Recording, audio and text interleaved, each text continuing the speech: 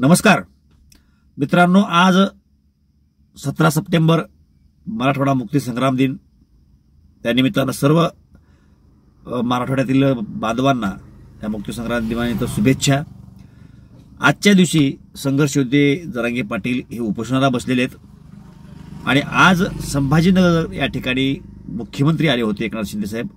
त्यांनी मराठा आरक्षण, धनगर आरक्षण यावरती आपलं काही भाष्य केलं आणि आजच्या दिवशीच ओबीसी नेते वाघमारे हे आंतरवाली सराटी या ठिकाणी उपोषण करण्यासाठी चालले होते, त्यांना पोलिसांनी अडवले। ह्या सर्व गोष्टींचा एक उलगडा करण्याचा प्रयत्न करू, लिंक लावून काही माहिती बघण्याचा प्रयत्न करू। जरांगे पाटील गेल्या वर्षभरापासून मराठा समाजासाठी आरक्षणाची मागणी करतायत। ओबीसी मधून आरक्षण द्या असं त्यांचं म्हणणं आहे। अनेक इतरही मागण्या आहेत, परंतु मुख्य मागणी आहे की महाराष्ट्रातील समाजाला मराठा आणि कुणबी एकच असल्यामुळे त्याला ओबीसी मध्ये घ्या, सर्वांना कुणबी करा। आणि या बाबतीमध्ये अनेक वेळा सरकारच्या वतीनं वेगवेगळ्या पद्धतीची आश्वासनं देण्यात आली, काही जीआर काढण्यात आले, काही शब्द देण्यात आले, उपोषण सोडण्यात आली आणि शेवटी आता विधानसभा तोंडावरती असल्यामुळे विधानसभेच्या पूर्वी हे आरक्षणाचं जे काही फलित आहे ते आपल्या पदरी पडावं या अनुषंगानं परत एक वेळेस जरांगे पाटील उपोषणाला बसलेले आहेत। आणि उपोषणाला बसण्याच्या पूर्वी त्यांनी एक महत्त्वपूर्ण असं स्टेटमेंट दिलेलं आहे की माझ्यावरती अशा पद्धतीने आरोप होत होते की मराठा समाजाच्या लढ्यासाठी जसं जरांगे पाटलाचा लढा नसून ते राजकीय दृष्ट्या स्टँड होण्यासाठी काम करतात आणि शरद पवारचे जे कार्यकर्ते आहेत किंवा महाविकास आघाडीचं अनुकूल असं काम करण्यासाठी काम करतात।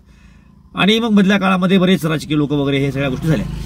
जरांगे पाटलांनी आता सांगितलेलं आहे की मी राजकीय स्टेटमेंट करणार नाही, मी राजकीय कुठलं भाष्य करणार नाही, कुणाच्या विरोधामध्ये बोलणार नाही, मी आता उपोषणाला बसतोय आणि फक्त मराठा समाजाला आरक्षण भेटावं या संदर्भामध्ये मराठा समाजाच्या ज्या काही आमच्या मागण्या आहेत त्या मागण्या संदर्भातच बोलेन। सरकारला फक्त विनंती आहे की ह्या काळामध्ये आमच्या मागण्या मान्य कराव्यात, त्या झाल्या तर मी राजकारणामध्ये कुठंच पडणार नाही, तर नाही झाल्या तर मग पुढच्या वेळेला त्याच्यानंतर मग आम्ही काय भूमिका घ्यायची मराठा समाजाला विचारेन आणि त्यानंतर काय आहे तो निर्णय घेईन असं त्यांनी सांगितलेलं आहे। आता हे त्यांची रास्त मागणी आहे आणि योग्य पद्धतीनं ते काम करतायत। या बाबतीमध्ये जरांगे पाटील काय म्हणले आपण ते थोडं शॉर्टमध्ये ऐकू आणि नंतर वाघमारे साहेबांचं काम होतं ते सुद्धा ऐकू। आम्ही समाज म्हणून उपोषणाला आज पुन्हा बसतोय। आमचं ध्येय आरक्षण आहे म्हणून बसतोय। मला राजकीय भाषा वापरायची वेळ येऊ देऊ नका किंवा पुढची कोणतीच वेळ येऊ देऊ नका। मी माझ्या समाजालाही सांगतो मला राजकारण करायचं नाही आणि माझ्या समाजालाही करायचं नाही, हेच मी समाजाला सांगतोय। आपलं ध्येय आरक्षण आहे आणि आपल्या ज्या मागण्या आहेत 8-9 त्याच्यावर अंमलबजावणी सरकारने करावी। सरकारने नाही केली तर समाजाने उघड्या डोळ्यानं बघावं मी आरक्षणासाठी उपोषणाला बसतोय। जर सरकारनं नाही दिलं तर याला देवेंद्र फडणवीस जबाबदार असणार आहे, हे समाजानं लक्षात ठेवावं। कारण मी आज स्पष्ट सांगितलं माझ्या समाजासमोर आणि राज्यातल्या मराठ्यांना पुन्हा सांगतोय मला राजकारण करायचं नाही, माझ्या समाजाला पण करायचं नाही। आपण जरांगे पाटलाचं मत ऐकलं। आता ओबीसी नेते वाघमारे आणखी काही नेते आहेत त्यांचंही म्हणणं आहे, परंतु आज या ठिकाणी वाघमारे आले होते, त्यांचं असं म्हणणं आहे की आम्ही आंतरराष्ट्रीय मध्ये जाणार आहोत।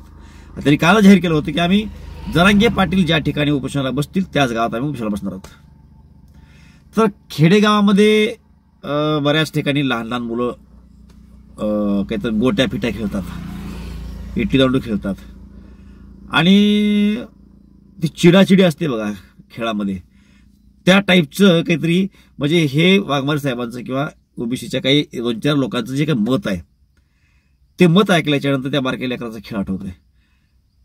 म्हणजे ओबीसी संरक्षण करणं हे तुमचं काम आहे, तुम्ही ते काम करताय, तुम्ही चुकीचं करताय असं मत नाही, संविधानिक अधिकार आहे, तुम्ही ते केलं पाहिजे। जसं जरांगे पाटील सरकारला म्हणतात की ओबीसी मधून मराठ्याला आरक्षण द्या, तसं ओबीसीने सुद्धा म्हणणं आहे की मराठ्यांना ओबीसी मध्ये घेऊ नका, पण तुम्ही ते सरकारला बोललं पाहिजे। सरकारला न बोलता जरांगे पाटील जिथं बसतील तिथं रिपीट यायचं, तिथंच अडथळा निर्माण करायचा, वाद निर्माण होईल अशी परिस्थिती निर्माण करायची। अख्खा महाराष्ट्र मोकळा असताना जरांगे पाटील ज्या ठिकाणी बसतील त्याच ठिकाणी कशासाठी बसायचंय या गोष्टीचं सुद्धा चिंतन महाराष्ट्रामधल्या जनतेनं करणं गरजेचं आहे। म्हणजे ओबीसीचे नेते जर ओबीसीच्या संरक्षणासाठी आंदोलन करत असतील तर ते चुकीचं का, चुकीचं म्हणणार नाही मी, रस्त्यात चला, तुम्हाला ज्या काय मागण्या करायच्या ते योग्य असतील अयोग्य असतील ते सरकार ठरवेल, परंतु तुम्ही तुमच्या मागण्या करू शकता ना, सरकारला मागण्या करा, अख्खा महाराष्ट्र मोकळा ना. वर्षभरापासून ज्या ठिकाणी आंदोलन चालू आहे त्या ठिकाणी त्याच्या समोर जाऊन बसायचं. कशासाठी बसायचंय? म्हणजे वादविवाद वाढवायचे लक्षणच कसे ते? मग मागल्या काळामध्ये जरांगे पाटलांना जातीवादी म्हटलं गेलं ते योग्य आहे का? जरांगे पाटलांनी कुठला जातीवाद केलाय? आणि मग या पद्धतीने जर हे लोक बोलणार असतील, अशी भूमिका घेणार असतील, तर जातीवाद कोणाला करायचे आहे? महाराष्ट्रातल्या पूर्ण जाती धर्माच्या लोकांनी समजून घ्यायचंय. आता याच वेळेला धनगराचं एक आरक्षण चालू आहे पंढरपूर येथे. धनगर समाज म्हणतोय की धनगर आणि धनगड हा एकच आहे आणि त्या संदर्भामध्ये समिती स्थापन सरकारनं सुद्धा केलेली आहे याचा अभ्यास करण्यासाठी. तर तिच्या विरोधामध्ये परत धनगर आणि आदिवासी अशा पद्धतीचा वादविवाद वाढेल अशी शक्यता निर्माण झाली आहे. पण तत्पूर्वी वाघमारे अंतरवाली सराटीमध्ये गेले होते, ते तिथं काय मिळाले काय घडलं पण ते ऐकू. त्यांच्यावर गुन्हा दाखल करा, माझ्यावर करा, त्यांना उचला, मला उचला, सगळ्या दोघांना उचला ना. प्रशासन तुम्हाला मुख्यमंत्री महोदय तुम्हाला नवनाथ आबाला उचलायचं सांगल, पण जरांगे त्यांचा बाप आहे त्या मुख्यमंत्र्याचा, त्याला नाही उचलायचं सांगा. दाबी आहे, आम्ही जाऊन येतो सर, परत जरांगीला भेट देऊन येतो ना.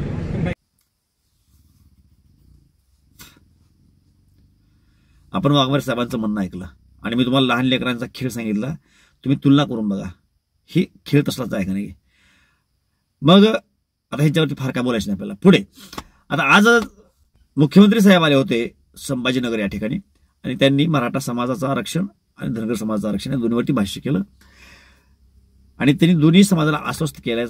धनगर समाजाला सांगितलेलं आहे किंवा तुम्हाला तुमचं धनगर आणि धनगड ही एकच आहे यासाठीच्या समिती स्थापन केली आहे, ते अभ्यास करतील आणि धनगर एकच आहे का त्या संदर्भातला अहवाल देतील. त्या आधारावरती आपण एक GR काढून धनगड आणि धनगर एकच आहे अशा पद्धतीचा GR करू आणि ते काढल्याच्या नंतर धनगर समाजाला SC मधून आरक्षणाचा जो काही लाभ आहे तो लाभ मिळेल. या अनुषंगाने तो GR कामाला येऊ शकेल.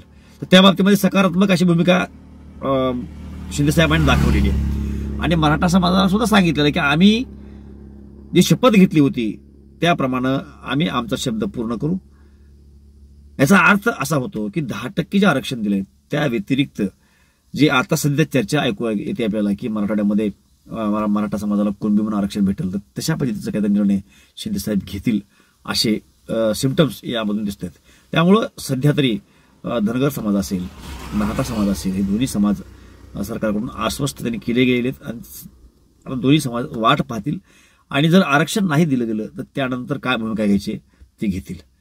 व्हिडिओच्या शेवटी परत मला आणखी एक वेळेस एवढाच मुद्दा मांडायचा आहे की मागल्या काळामध्ये आता जे काही नवीन चेहरा ओबीसीचा म्हणून समोर आलेले लक्ष्मण हाके ते असतील किंवा मग वाघमारे असतील, या लोकांची जी काही भूमिका आहे की जरांगे जिथं बसतील तिथं आम्ही जाणार आणि तिथंच आम्ही आंदोलन करणार, ही भूमिका आपल्याला योग्य वाटते का?